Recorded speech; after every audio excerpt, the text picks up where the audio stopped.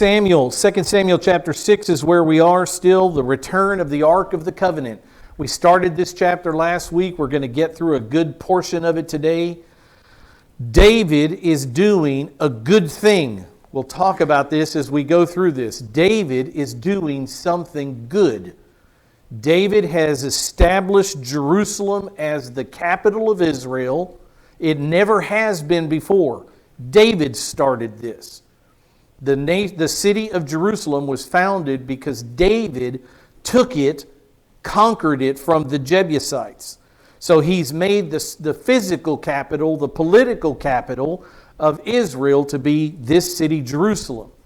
But David also wants this city to be the spiritual center of all of Israel's worship. He wants to bring the Ark of the Covenant into Jerusalem so that every Jewish man will come 3 times a year into Jerusalem to worship Yahweh from the streets of Jerusalem, from the eventual temple where the Ark of the Covenant is. So that's what David is about here. The Ark, as I told you last time, and I'll show you a picture of it in just a minute in case you can't remember what it is. This golden box that God had Moses' people make, that he told Moses about during the time of the 10 Commandments at Mount Sinai, God instructed Moses, make these furnishings. And one of them was a table of showbread, one of them was an altar of incense, one of them was a bronze altar where they would slay the animals and burn them. Another one was a laver, a basin to cleanse themselves in. Another one was the menorah, the seven golden lampstand. And another one, the most important of them, was the Ark of the Covenant. Covenant meaning contract or promise.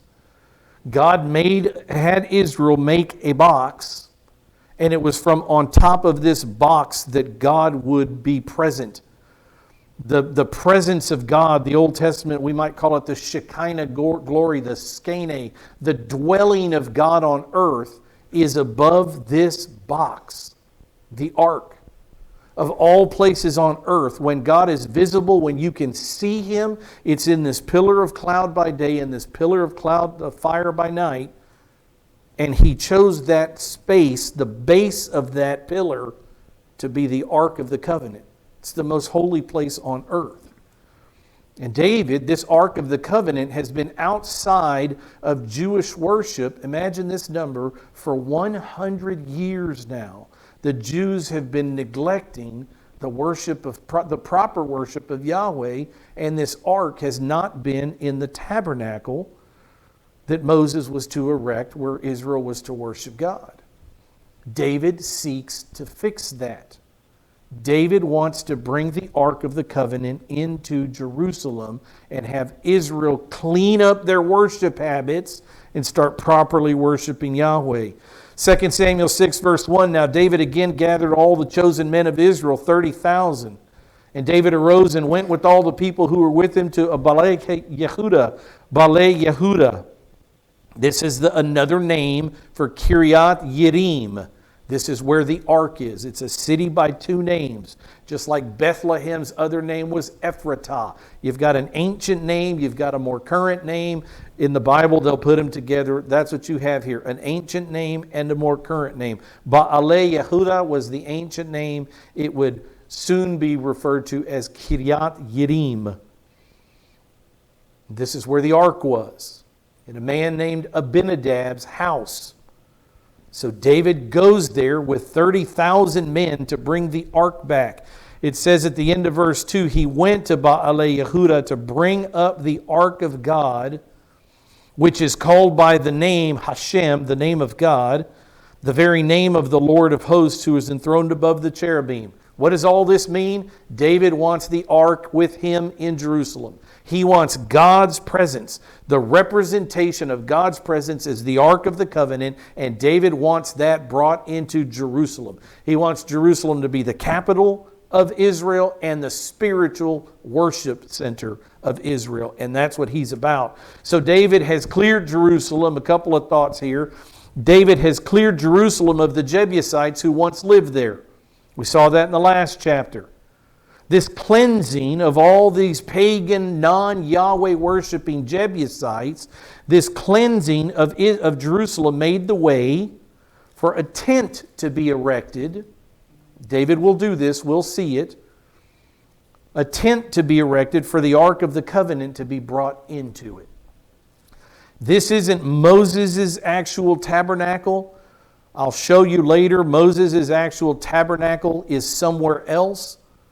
But David will make a second tent, a second tabernacle that he will bring the Ark of the Covenant into. That's why he's going to get it, to bring it into Jerusalem and put it into this tent. It was a time for worship to be done. This was David's heart. It was time for worship to be done in the presence of Yahweh again. In the presence of the ark in which Yahweh, on top of which Yahweh existed, it was time for worship to be done in the presence of Yahweh again, which the ark represented, the very presence of Yahweh with His people on earth. Bringing the ark to Jerusalem was a spiritual dedication of the city as God's city. Right now, it's the capital of Israel. But David wants to make this a spiritual dedication to show all the world that of all places on planet Earth, God lives in Jerusalem. This is His holy city.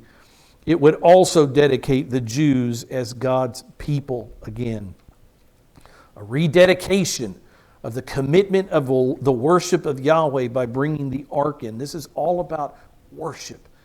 This is all about worship. It's not about political strength. This is David's heart, all about worship. How should we worship God? In the presence of God, in the presence of the ark. Why has the ark been away from Israel for 100 years? Why is the ark not in the tabernacle? Why are we not worshiping God properly? David seeks to fix that.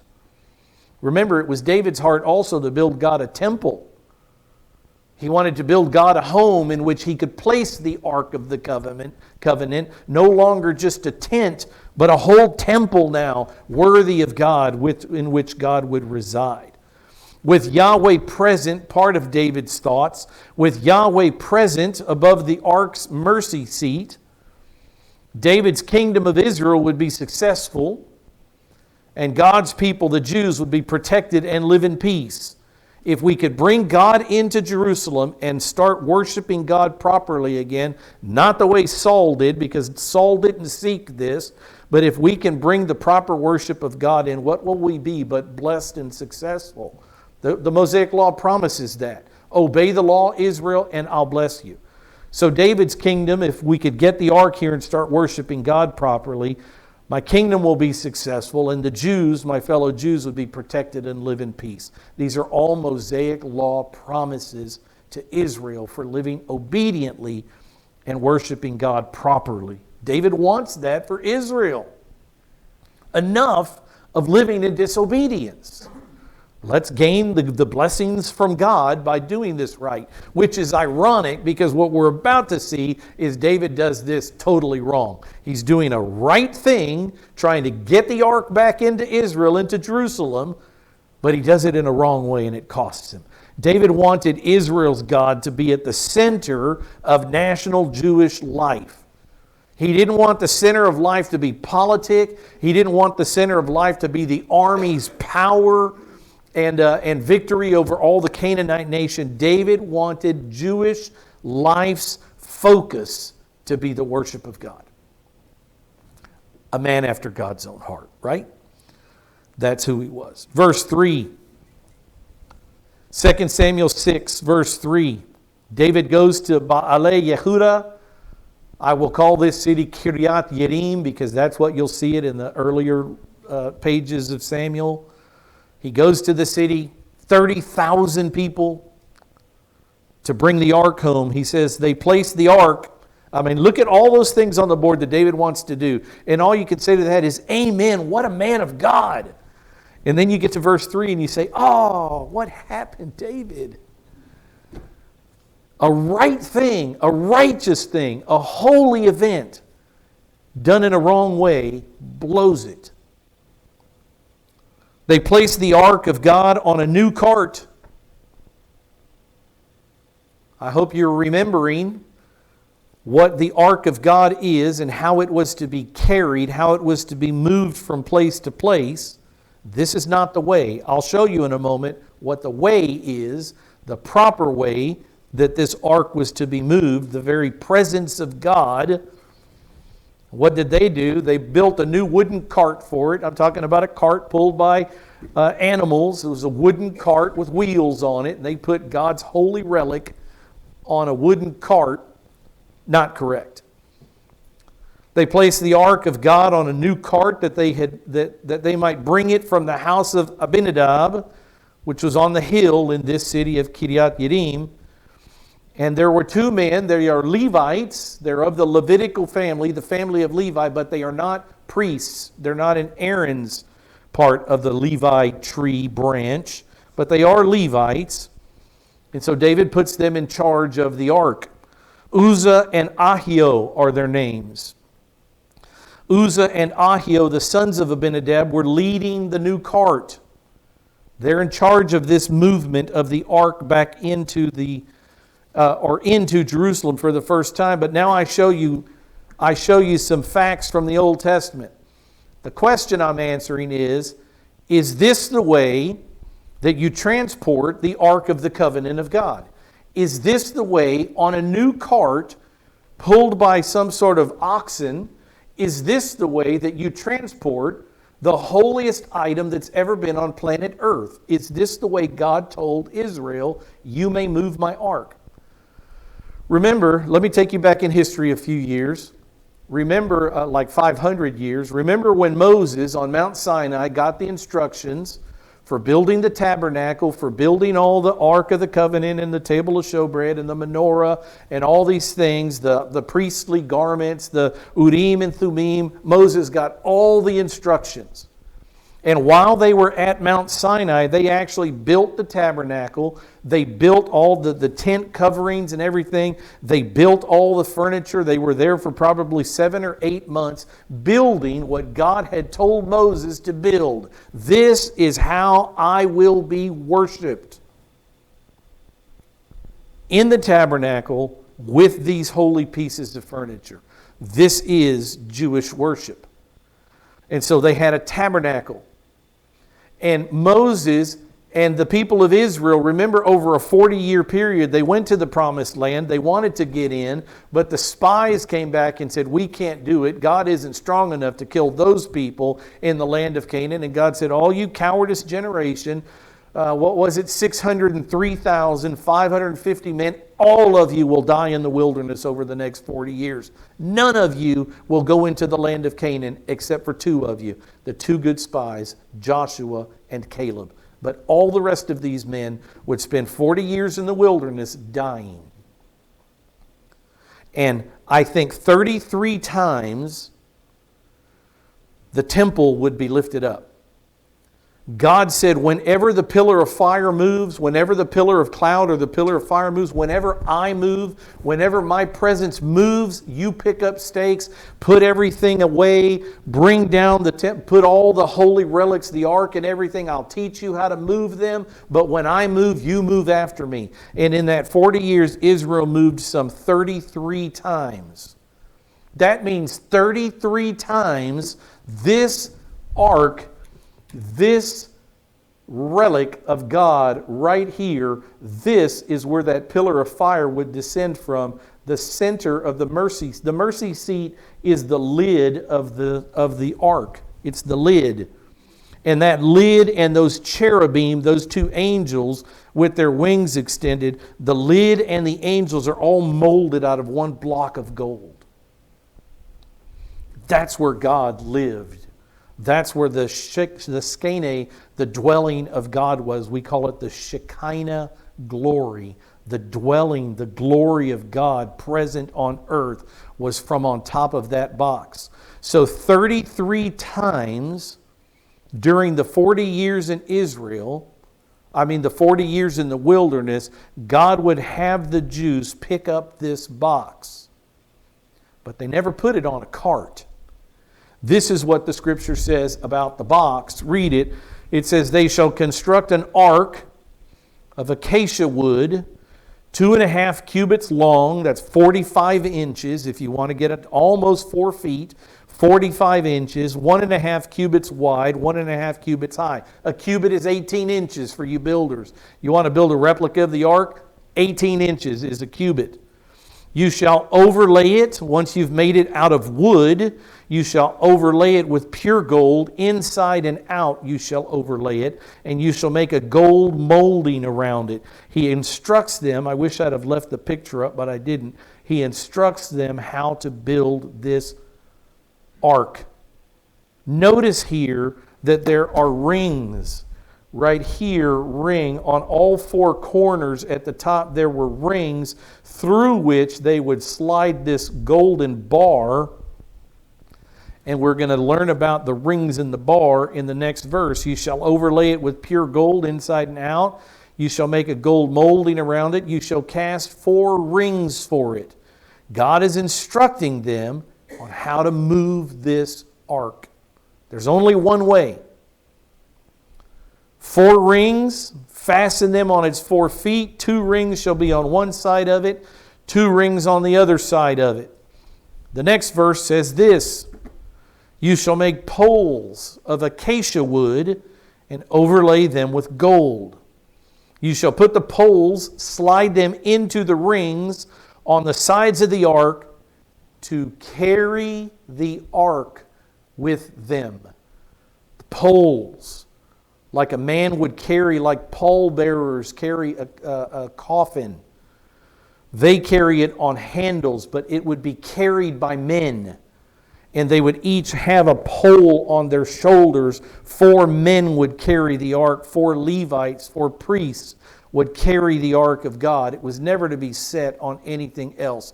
It was to be lifted out of the Holy of Holies in the tabernacle, the place where it's set, and whenever God moved and it was time to move, you would put the poles in it, and people, the priests, would carry this ark. Levites, I'll show you in a second. The poles shall remain in the rings of the ark, and they shall not be removed from it. So you look at the picture of the ark, and that's how it was to always be.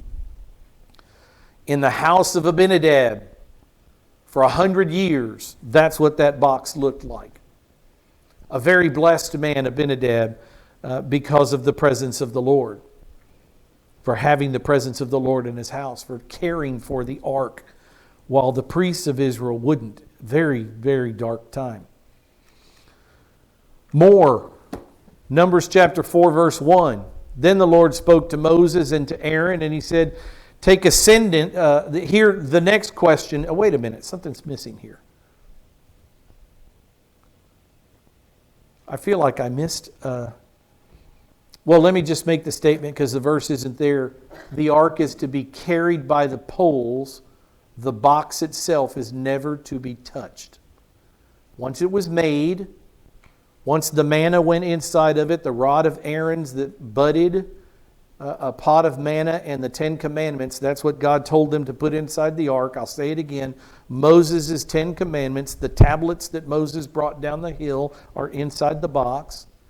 Later, God would tell them, take a pot of manna. I fed you for 40 years in the wilderness with this manna.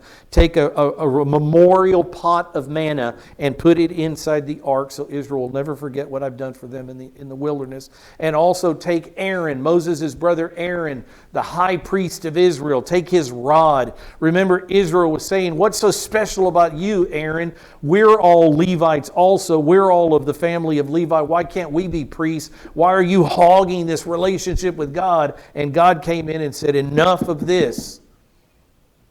I chose Aaron to be my high priest.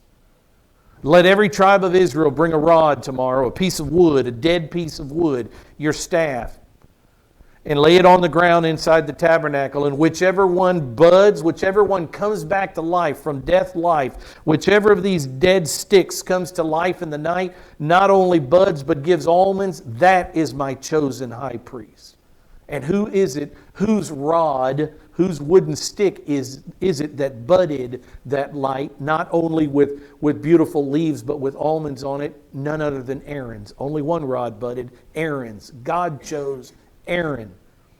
So God says, you take that rod of Aaron, my high priest, and you also set it in the ark. That's what's inside that box.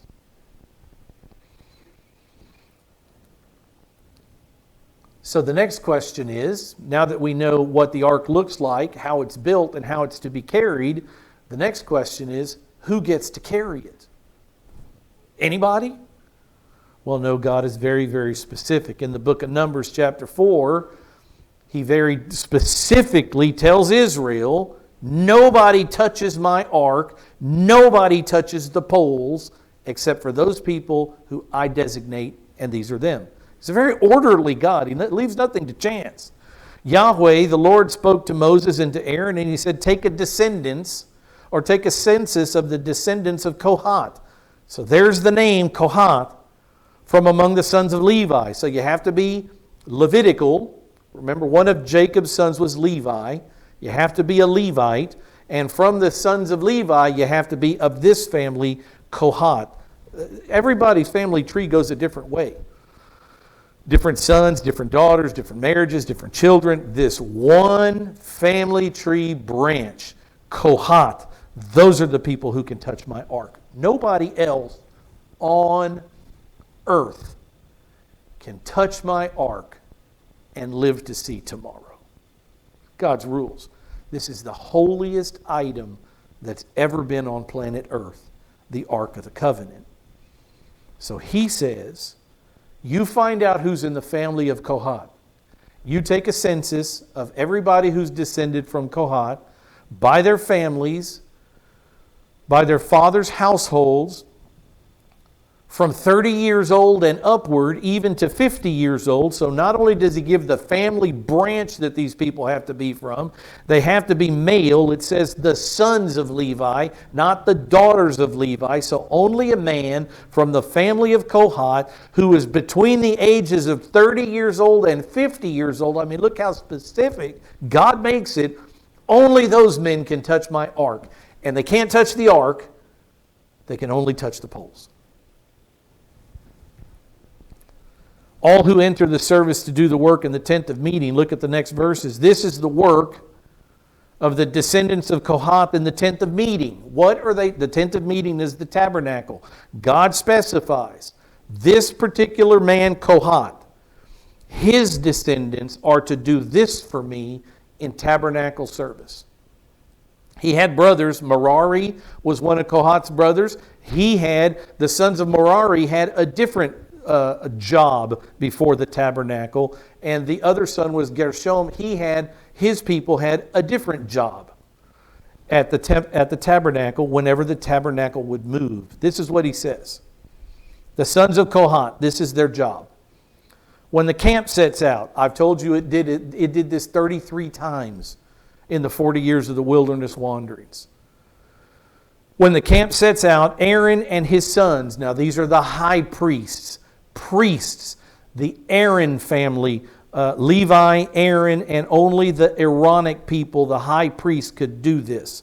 When the camp sets out, so that means when the pillar of cloud moves and it's time for the camp to follow God through the wilderness, when the camp sets out, this is how the tabernacle is to be moved.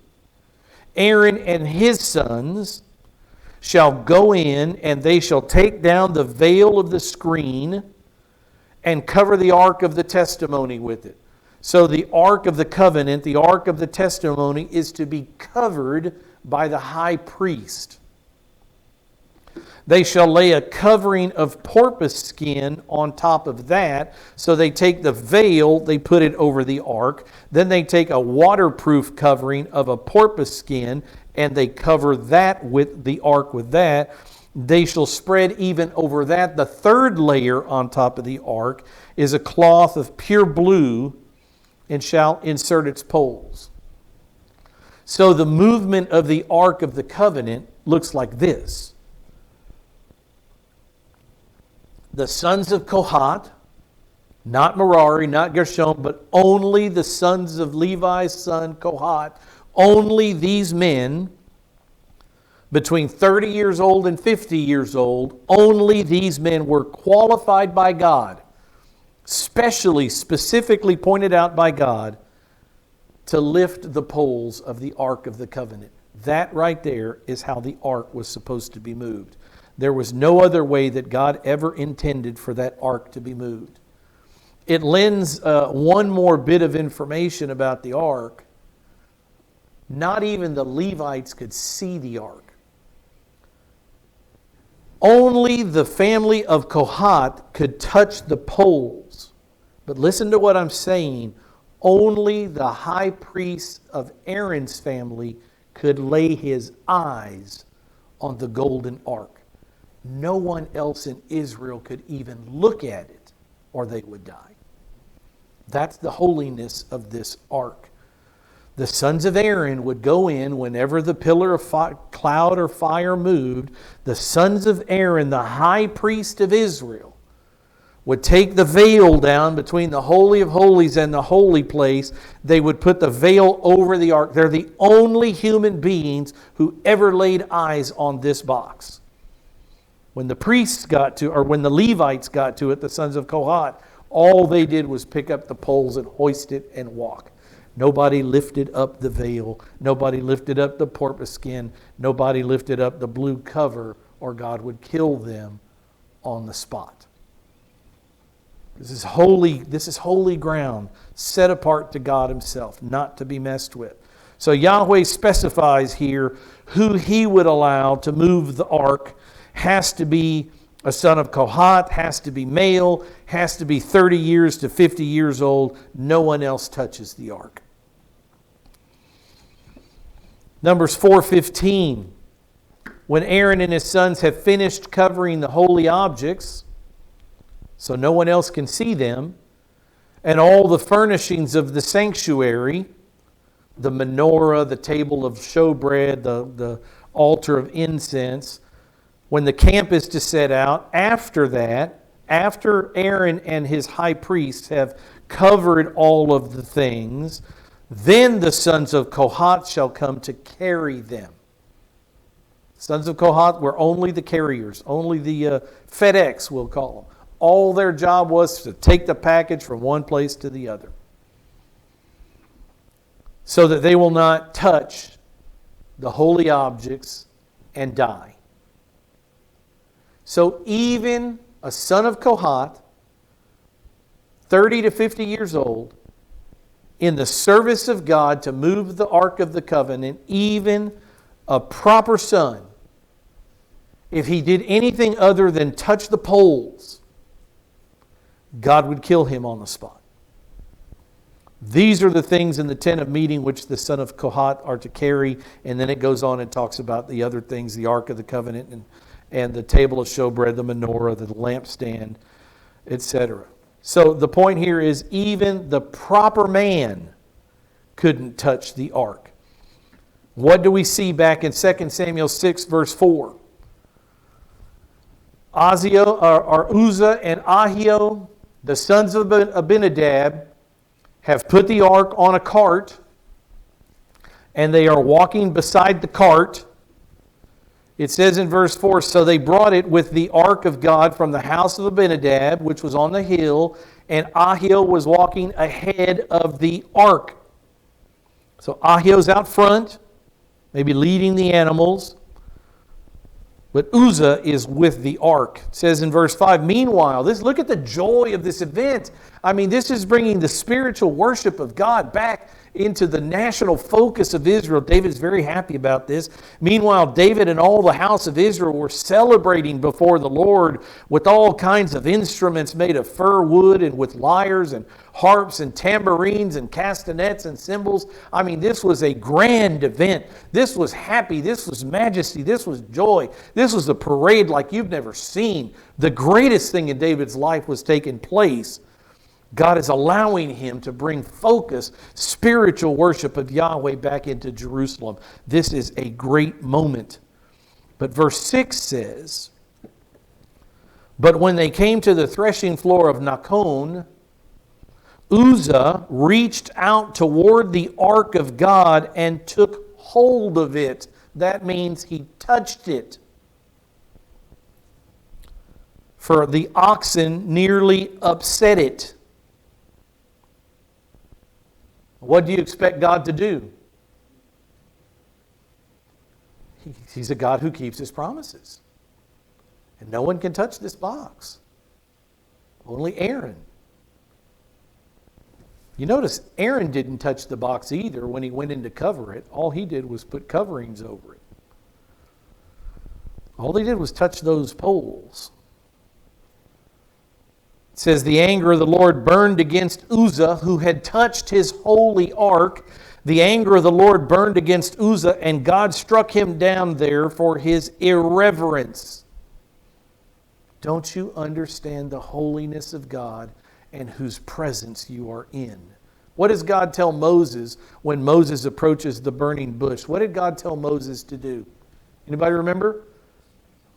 Take your shoes off, because the place on which you tread is holy ground. And here they're in the presence of the most holy box on earth, this golden ark, and this man has irreverence enough to touch it. God has to act.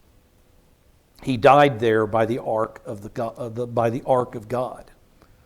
What did he do wrong? He touched the ark. As it said before, the sons of Kohath shall come to carry them so that they will not touch the holy object and die.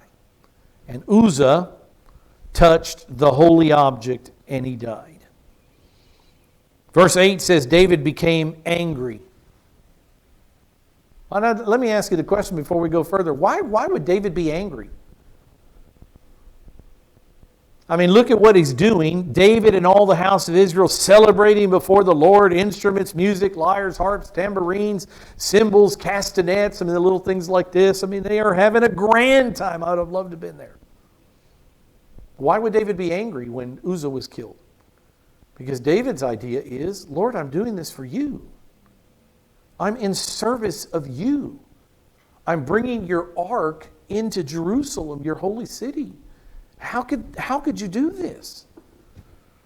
David became angry because of the Lord's outburst against Uzzah, and that place is called Peretz Uzzah to this day. Peretz means outbreak, breaking out. What it means is that there was an outbreak against Uzzah. That's what Peretz Uzzah means. An outbreak against Uzzah. That's what David named this place.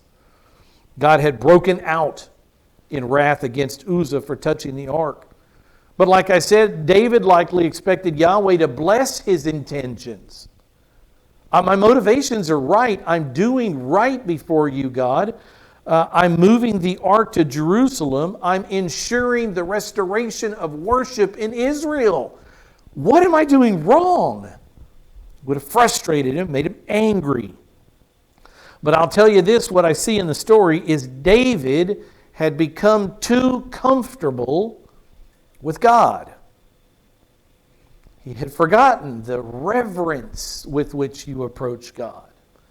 I mean, remember, David was anointed king at age 12, didn't become king until age 30, didn't take over the whole kingdom until age 37. 25 years of living with God has gone by, where God saved him in the cave of Adullam, where God saved him in the cave from Saul, where God saved him from the Philistines, where God saved David over and over and over. God saved David. Their relationship was intimate.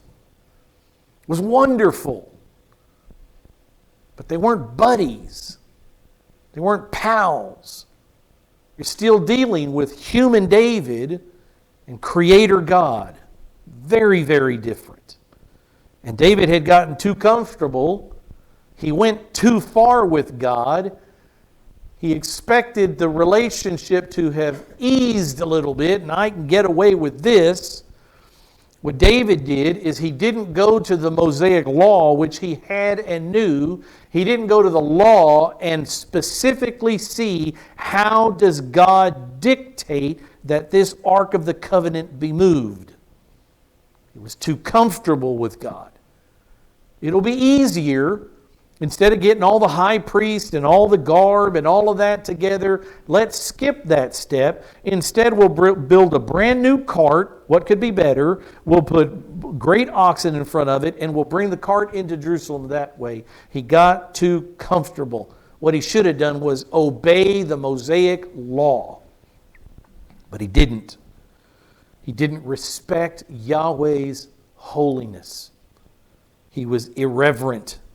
That's why Uzzah the Levite was killed for touching the ark of God.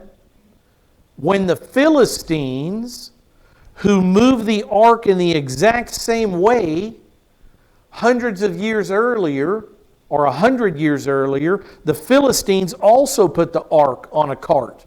Why weren't those Philistines all killed on the spot? What's the answer to that?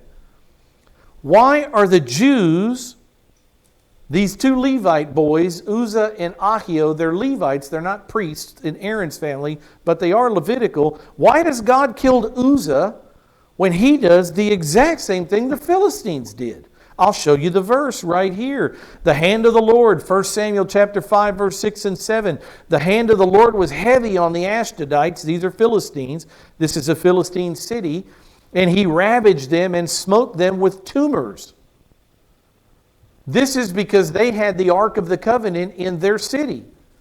Why didn't God kill every one of them dead? You coming up with an answer? He ravaged them. He didn't kill them.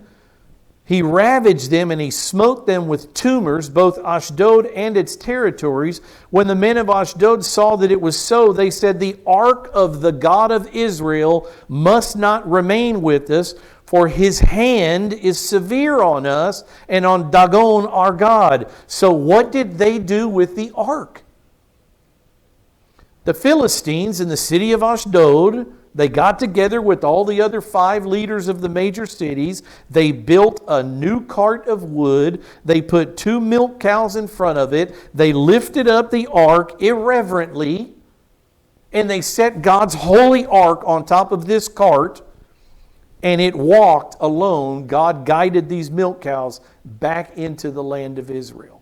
Why didn't God kill all the Philistines for touching that ark? What's the answer?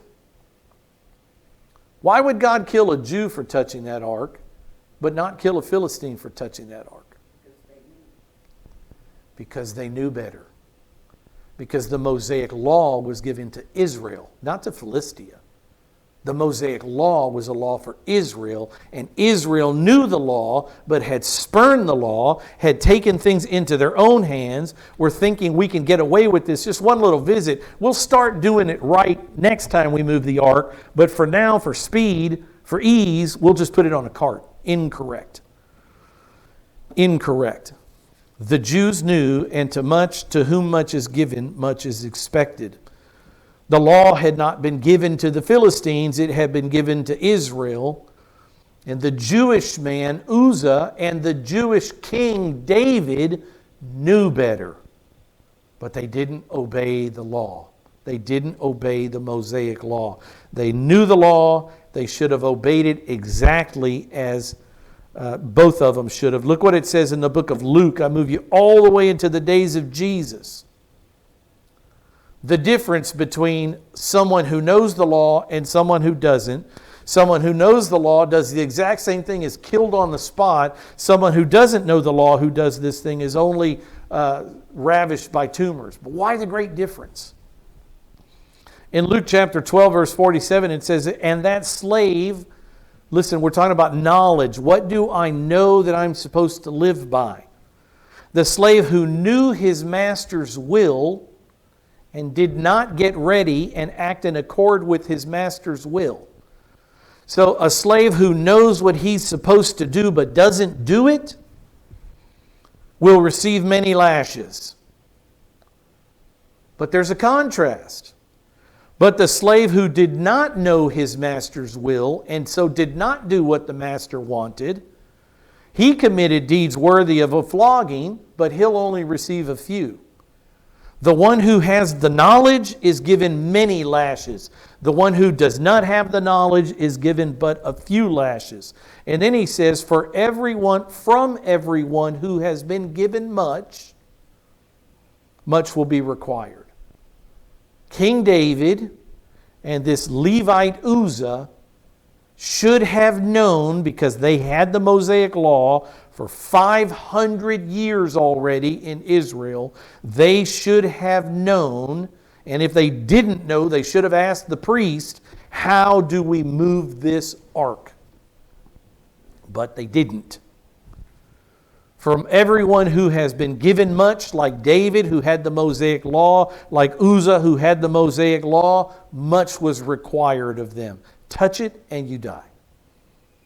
The Philistines, who did not have the law, who did not know how to handle this ark, who only knew it's too holy, the God of the Israelites is tormenting us with these tumors. We've got to send this back. We've got to honor their God and send this ark back into Israel.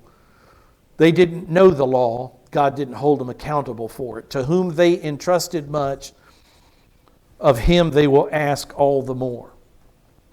Let me just say this to you as Christians who know the Bible, who've been learning the Bible for years and years, if not decades and decades.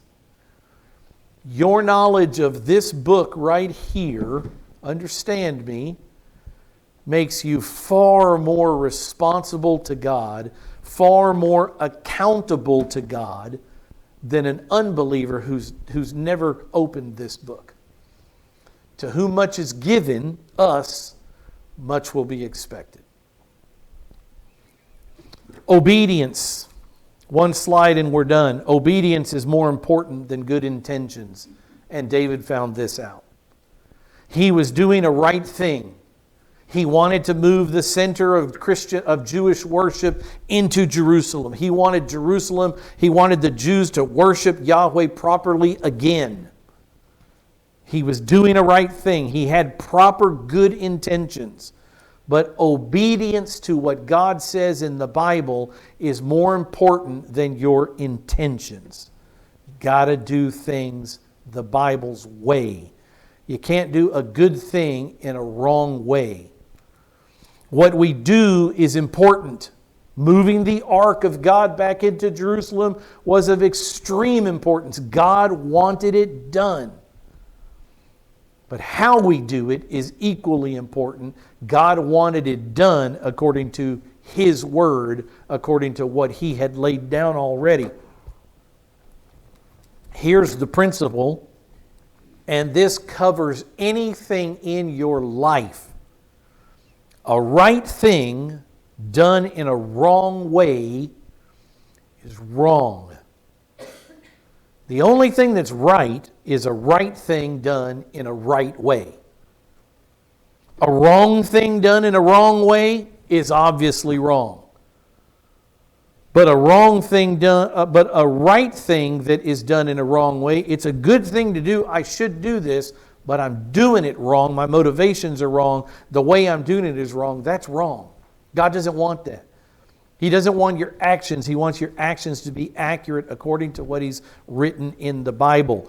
Coming close to doing God's will is not enough, regardless of our motives. It doesn't matter how sincere we are.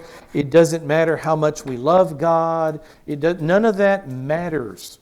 If you're doing things that look good, but you're doing them in a wrong way, it's wrong before God. I'll add one more thing to you, Christian church. This is why in the book of 1 Corinthians chapter 3, you see a Christian who has died, and we will all be here. This is an event that will happen to each of us. Each of us in our lives, one day our mortal life, this human life will end. We will be raptured into heaven, and we will stand, each of us one at a time, before the Lord Jesus Christ at what the Bible calls the judgment seat of Christ. We will be evaluated based on how we lived this Christian life. What did you do with what I gave you? Because to whom much is given, much is expected. How did you live as my ambassadors and my representatives on earth? We will have a one-on-one conversation, friend. Get ready for it. All of you who wish the rapture would happen today, I hope you're ready for this one-on-one, because it happens immediately next, after the rapture. Careful what you wish for, right? Some of us wish for a little more time to clean a little more up before we meet the Lord face to face for an evaluation. We're in heaven. Nothing can change that fact. This isn't, are you going to heaven? Have you done enough good to stay in heaven? If not, I'll send you to hell. That's not what this is. This is simply an evaluation of the Christian who's already in heaven. Will you be rewarded for your good service, or will your good what you thought was good service be burned up? Here's the point. In 1 Corinthians chapter 3, there's a passage that speaks about, at this evaluation that we will have, that whatever we have built upon the foundation of our faith in Jesus Christ, whether we have built with it in two categories, either wood, hay, and stubble, that's category 1, or gold, silver, and precious stones, that's category 2. The Bible says in that passage, 1 Corinthians 3, that there will be a fire in heaven. All of our works will be burned up. The gold, silver, and precious stone obviously nothing harms them. The fire won't harm them. But the wood, hay, and stubble will be burned up. You say, well, what is the difference? We're Christians. Here's the difference. A right thing done in a wrong way is wrong. This is what I'm trying to tell you as the church. Say we have a church work day. I'm going to get into your brain here. We're having a church work day. And you come to the church work day grudgingly. Don't want to do it, tired, don't feel like messing with her today, messing with him today. He's going to pick on me about this, she's going to nag about this. I just don't want to be around him, blah, blah, blah, but I guess I'll go because I'm supposed to. Is a church work day a right thing? Yes, it is. We've got to take care of this place and these grounds.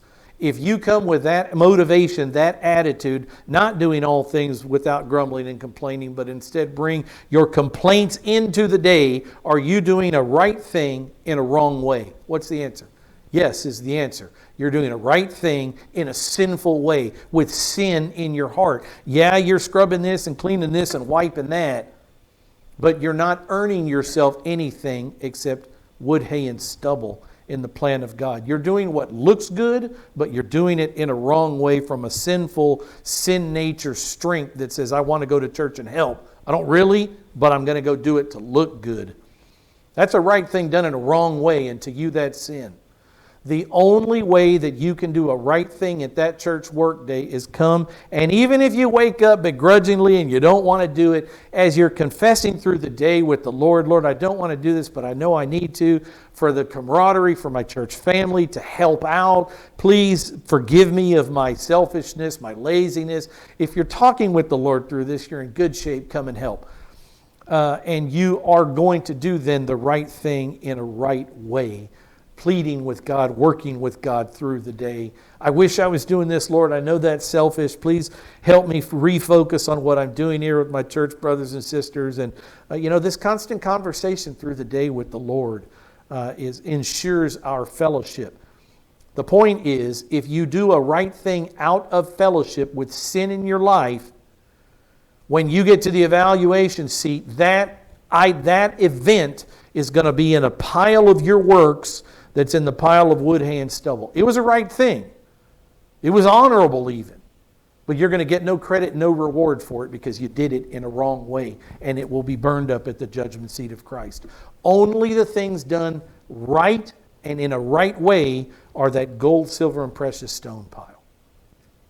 You ladies who went to be with Diane in her dying moments, in the end of her life, who walked into that room with the heart of a servant with no sin in your life, I'm telling you right now, you will see that at the judgment seat of Jesus Christ. It will be laid up for you in the pile of gold, silver, and precious stones.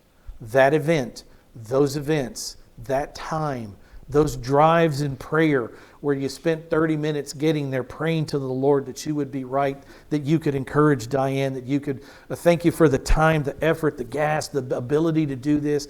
That attitude taken into that room, a right thing done in a right way. You people that decorated the church, if all you did was put a tablecloth on the table that served her family after that funeral, that if you did it in fellowship, with no sin in your life, with a proper godly attitude, that will be in your pile of gold, silver, and precious stones. You will be rewarded for that act, and that reward will never leave you.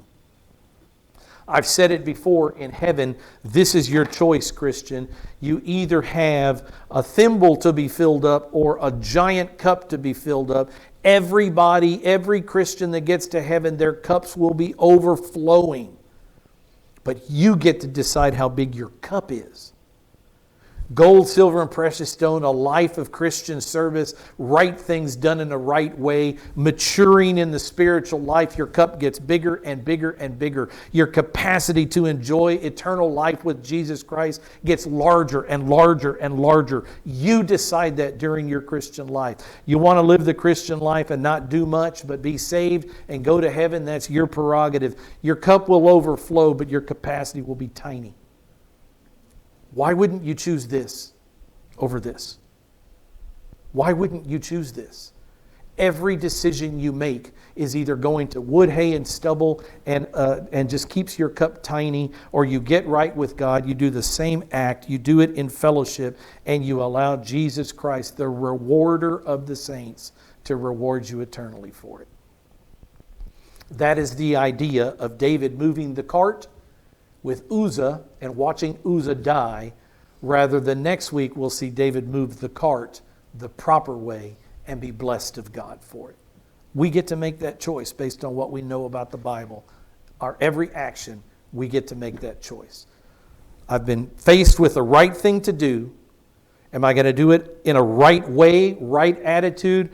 Confess my sins before I do it, make sure I'm right with God and be rewarded for this in gold, silver, and precious stones that will live and last forever? Or am I going to do this begrudgingly and, shucks, I guess I'll help him move. I hate doing this. He's not appreciative. He's not grateful. Is that your problem or God's problem with him? That's God's problem with him, not yours. God's interested in your character. If you do a right thing in a right way, gold, silver, and precious stones. You do it in a wrong way, even though it looks good to others, wood, hay, and stubble burned up at the judgment seat. 1 Corinthians chapter 3, that was free. Don't have to pay for that. It was an extra. Let's close in prayer. Heavenly Father,